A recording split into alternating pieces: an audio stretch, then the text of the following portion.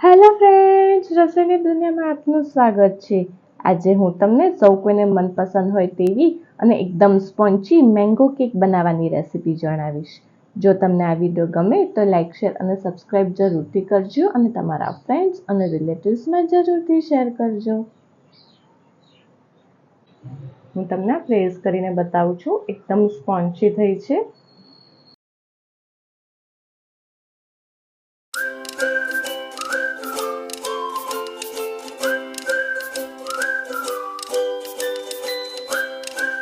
Friends, mango cake બનાવવા માટે થઈને આપણે એક બાઉલ લઈશું। તેમાં આપણે 1 કપ દૂધ એડ કરીશું।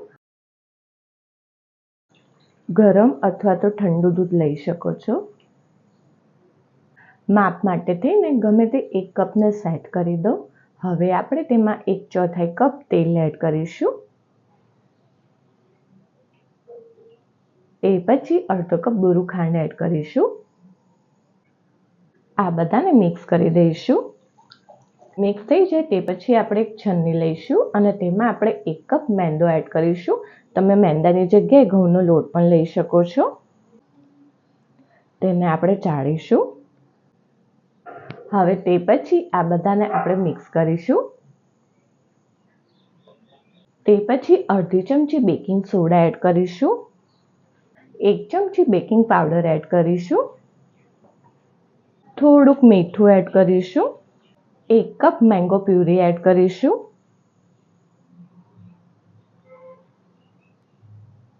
હવે આ બધાને આપણે મિક્સ કરી દઈશું।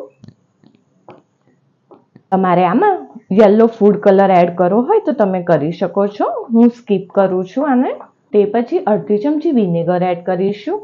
જો વિનેગર અવેલેબલ ન હોય તો તમે લીંબુનો રસ પણ એડ કરી શકો છો। તેને મિક્સ કરી દઈશું।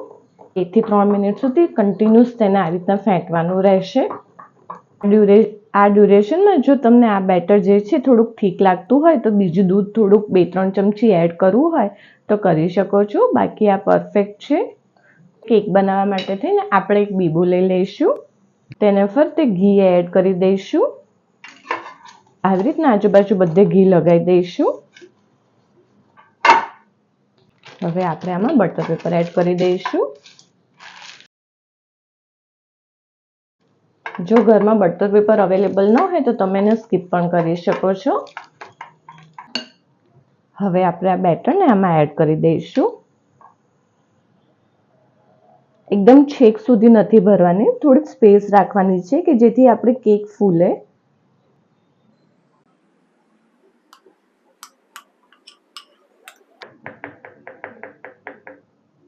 સ્પેસ રાખું છું, આટલી સ્પેસ રાખું છું કે જેથી આપણી કેક બરાબર ફૂલી શકે।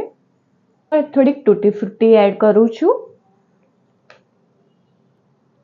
આપણું આ બેટર ને બધું રેડી થઈ જાય તે પછી આપણે કઢાઈ મૂકીશું। તેમાં આવી રીતના કાટલો મૂકી દઈશું। તે પછી આપણે આને મૂકી દઈશું આમાં। હવે આપણે આને લો ટુ મીડિયમ ફ્લેમ ઉપર 30 થી 35 મિનિટ સુધી બેક થવા દઈશું।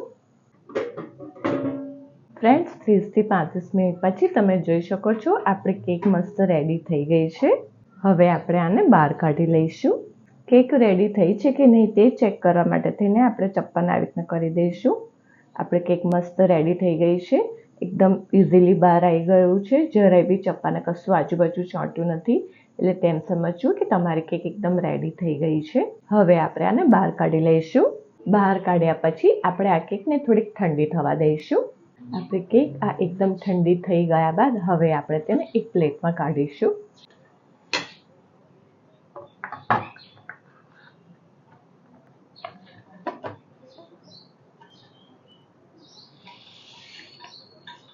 તમે જોઈ શકો છો એકદમ સરળતાથી આ કેક આપણી નીકળી ગઈ છે। હવે આ જે રેપર જે છે તે આપણે કાઢી લઈશું।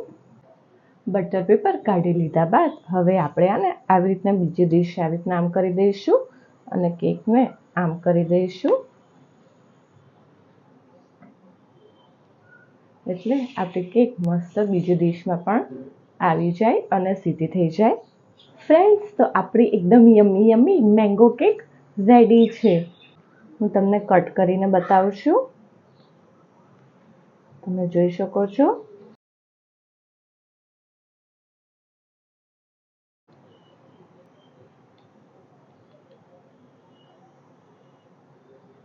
તમે જોઈ શકો છો એકદમ મસ્ત થઈ છે, એકદમ સ્પોન્ચી થઈ છે.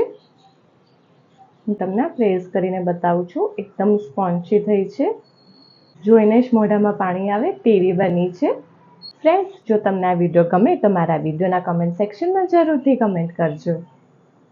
ફ્રેન્ડ્સ, જો તમને આ વિડીયો પસંદ આવ્યો હોય તો સબસ્ક્રાઇબની જોડે બેલ આઇકોન ઉપર ઓલ બટન દબાવજો, જેથી મારા બધા નવા વિડીયો તમને મળતા રહે.